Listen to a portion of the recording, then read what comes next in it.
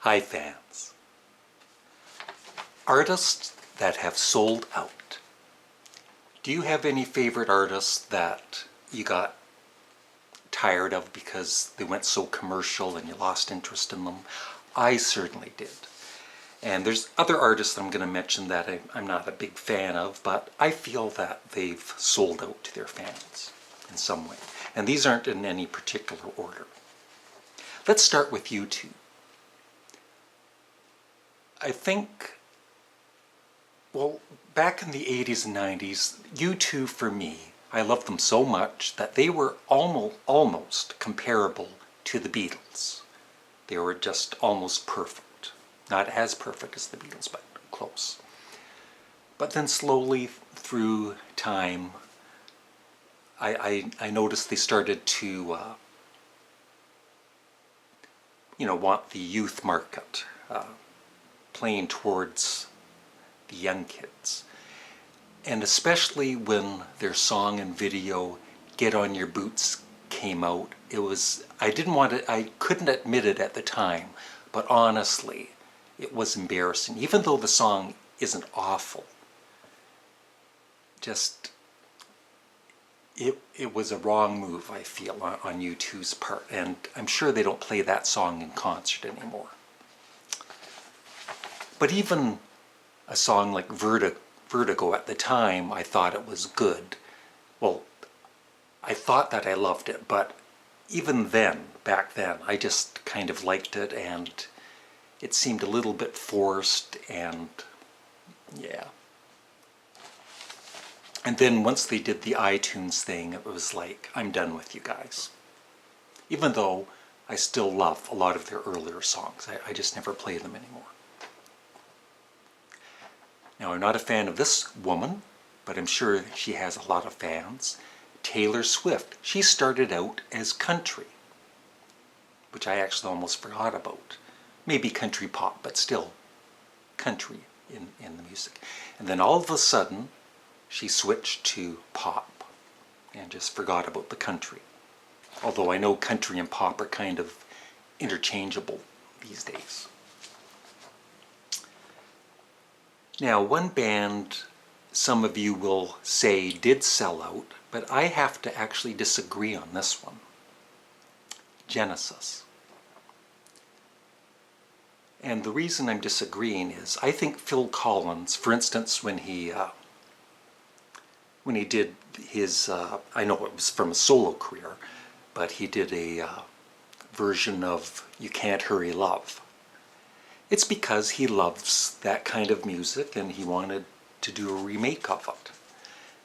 And I think Phil Collins has always loved the more commercial aspects of music, and so that's slowly Genesis switched from a progressive rock band to more of a pop band. But I don't think they really did it, at least for Phil Collins, I don't think he did it for the money. He did it because he loves that kind of music. So I don't think Genesis necessarily sold out. Now this guy sold out. Rod Stewart. I love early Rod Stewart, up to Never a Dull Moment. And then after that I might have bought maybe one of his albums, the one with Young Turks on it. But I'm pretty sure he sold out, especially with Do You Think I'm Sexy? I wasn't asking you. Kiss. I Was Made for Loving You, Baby. They sold out. That really turned off a lot of Kiss fans, at least at the time. I'm not saying they stopped being fans of Kiss, but even Ace Frehley hated recording that song and performing it live. Now, a lot of fans would say Green Day sold out, and I don't know about that. I mean, they started out as a punk band, but I mean, as they get older, they're going to mature, I guess, in some way. And even though I guess they do commercial rock, I don't think they necessarily sold out, but you might disagree with that. Now this band sold out, for sure. Heart. And even they admit it, you know, they started getting pressure from the record company, and they would make these videos with them all dolled up and everything. And even, like I said, they admit that they kind of sold out there for a while. Not that they're not talented, I'm not saying that at all, but they did sell out. Now, even though these aren't in order, these two bands have always irked me for selling out. Aerosmith. Ugh.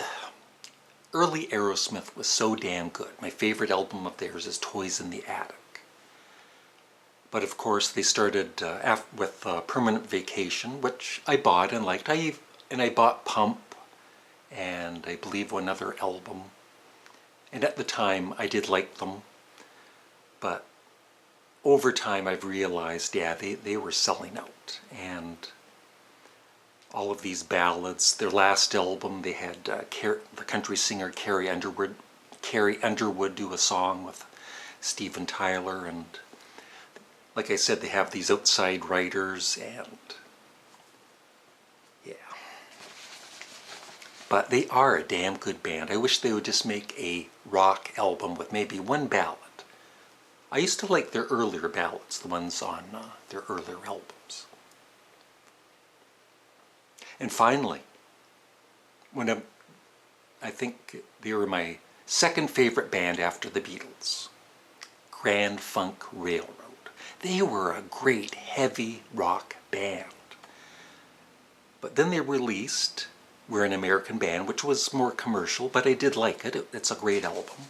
And they followed it with Shining On, and that's when I lost interest in them. I kind of liked the album, but I was disappointed in it.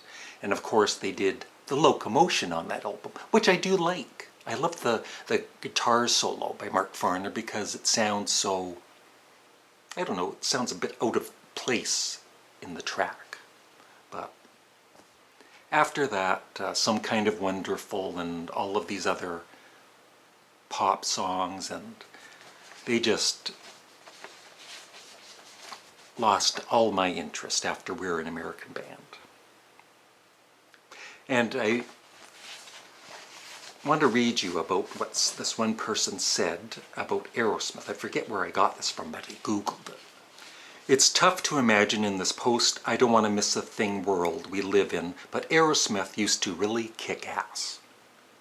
They gifted us with some of the defining rock songs of the 70s, Dream On, Sweet Emotion, and Effin' Mama Kin. Then they went away for a while. Then they came back with an entire genre of music for white America by collaborating with Run DMC on a remake of Walk This Way in the 80s. Also, Love in an Elevator and Janie's Got a Gun. So that decade ended up being pretty great for Aerosmith. But then the 90s rolled around and something terrible happened.